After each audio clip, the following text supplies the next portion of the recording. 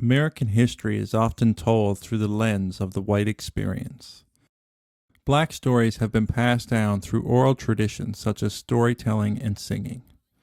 Thundercat is a musician, bassist, and singer-songwriter from Los Angeles whose music and life embody these stories. In this video, we will examine Thundercat's song Them Changes and explore his bass playing, singing, fashion sense, and how these elements reflect the African American experience. The album version of Them Changes kicks off by paying homage to hip-hop, funk, and soul music. The sample we hear is from the funk and soul song Footsteps in the Dark, recorded by the Isley Brothers, and later made famous by rapper Ice Cube in his song It Was a Good Day.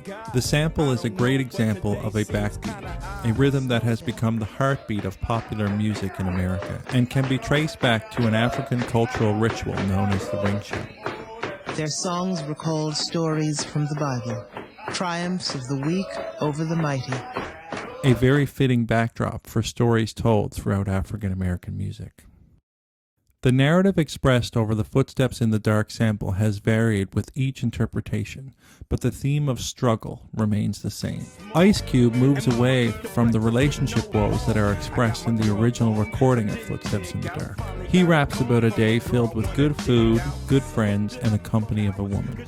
Ice Cube also includes the lack of police harassment and gun violence that made this a particularly good day. This story outlines how commonplace the struggles of violence and police harassment are for life in Black America. While Thundercat uses imagery of crime and theft, he morphs the story back toward relationship woes as he sings of dealing with heartbreak by drowning it in pain, outlining the struggle of alcohol and substance abuse that has been a common theme in Black music. As the bass enters, we hear Thundercat's musical virtuosity and his connection to jazz music. Chord voicings played on the bass with a very bright tone are reminiscent of jazz bassist Jaco Pastorius in his song Portraits of Tracy. After hearing the Portrait of Tracy, I was done. I was like, everybody sucks. The use of the envelope filter, or auto-wah, shows a connection to early jazz music as well as the Black Gospel Church. The auto-wah is an evolution from the wah pedal that is very popular in funk and rock music. The wah pedal is used by Jimi Hendrix in another song titled Them Changes, which also makes reference to struggles that can come from a romantic relationship. The wah pedal's appearance in jazz is credited to Miles Davis on his Live Evil album that was released in the early 1970s. At the time, Davis was inspired by Jimi Hendrix to explore these electronic sounds. The influence of Hendrix can be traced a few years earlier when Davis used the theme from The Wind Cries Mary for his piece entitled Mademoiselle Mabry. While Davis is celebrated as a pioneer and innovator in jazz music, his choice to use the wah is ironic. The Thomas Organ Company, who invented the wah pedal, originally thought it would be used by trumpet players and not guitarists, as many wah sounds were heard in brass music from the Dixieland era.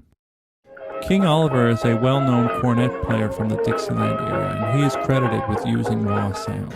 It is said that he was mimicking the vocal timbres of early gospel preachers.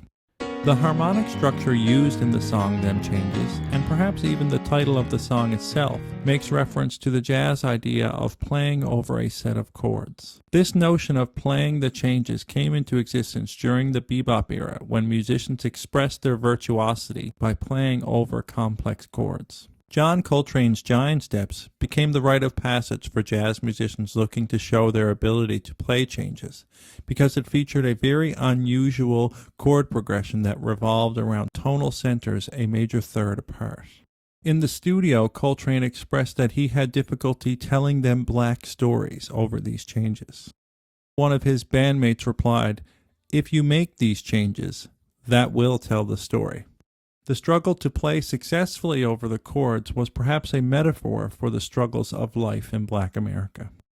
If we turn back to the chord progression of Them Changes, we see that it also utilizes a series of third movements, creating a similar challenge to the Coltrane changes.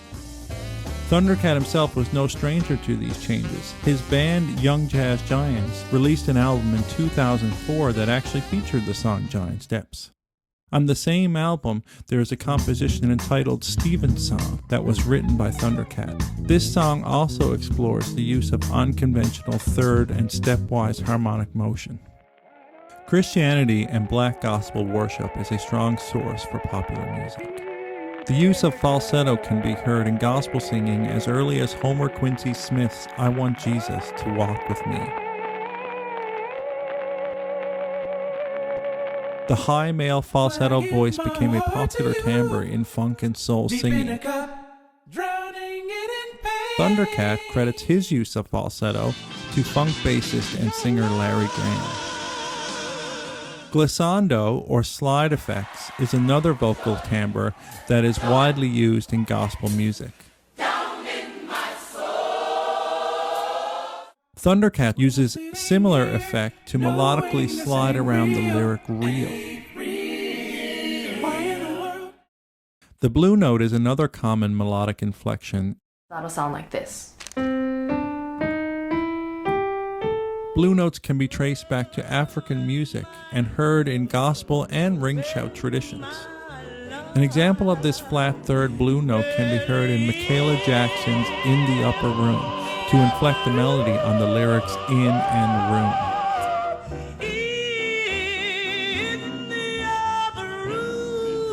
Thundercat's use of the blue note makes more of a harmonic statement as he holds the note for a full chord in a chromatic passage in the bridge and then changes. If we analyze Thundercat's melodic and harmonic choices, he often uses upper extensions on his chords. This refers to the use of the 9th, 11th, and 13th scale degrees. Upper structure notes became commonplace in the bebop era with musicians like Charlie Parker and Dizzy Gillespie. Parker's composition Anthropology uses the 11th and the flat third blue note over the first major chord in the piece. Gerhard Kubik suggests that the use of upper extensions is a result of cultural memory of tuning systems used in Africa and a move away from Western or white diatonicism. Black masculinity has been a theme throughout musical history and a way for black musicians to show their strength, intelligence, and ability in a white-dominated society. Musical virtuosity, improvisation skills, fashion, badness, and general hipness have been the tools used to establish this masculinity throughout African American popular music. Cutting contests between musicians can be traced back to the ragtime and stride piano days, where the winner was awarded gigs, praise, and prestige for showing their virtuosic dominance. This tradition of cutting contests continued into the bebop era and later evolved into rap and dance battles in the hip-hop era. An unfortunate trend for masculine supremacy was for black men to put down their fellow black women and use terms like bitches and hoes. Black women responded in the hip-hop era by pushing their own masculinity. Lil' Kim was a pioneer for this movement, fighting to take back this misguided masculinity. This movement continues today with female rappers such as Cardi B and Megan Thee Stallion. While Thundercat's musical virtuosity is highly steeped in masculinity, his fashion choices show a deep connection to his femininity. Musicians embracing femininity and rejecting toxic masculinity can be traced back to Ornette Coleman and the creation of free jazz. Ornette's approach removed the chord changes in jazz solos, undermining the cutting contest culture. With no difficult changes to navigate, it became impossible for musicians to assert dominance through their virtuosity. This made many musicians uncomfortable, and in their uncertainty, they ridiculed Ornette. Ornette played further into this reduction of black masculinity by not dressing as hip as his contemporaries. The image from the cover of his album, A Shape of Jazz to Come, rejected the sexual prowess of manliness. Perhaps the title of the album is not only referring to the new directions of freedom in the musical structure, but also the directions Ornette hopes the world will go in terms of the image of the strong black man. Thundercat's fashion is similar in the sense that it is not rooted in sexuality or masculinity.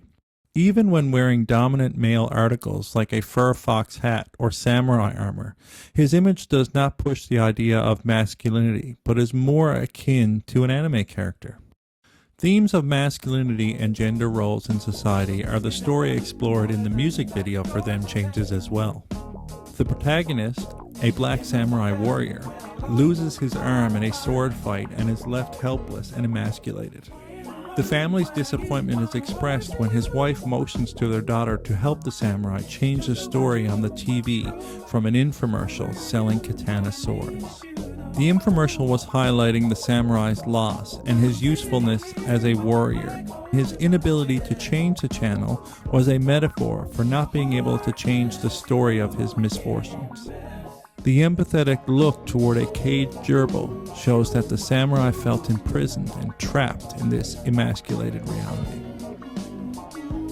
Americans of all nationalities show a fascination toward black masculinity and black hipness.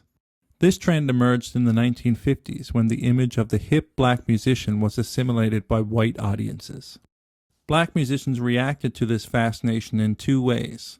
Some used it as a marketing tool and played into the stereotype of black hipness, while others despised the white audience's desire to copy their culture and style.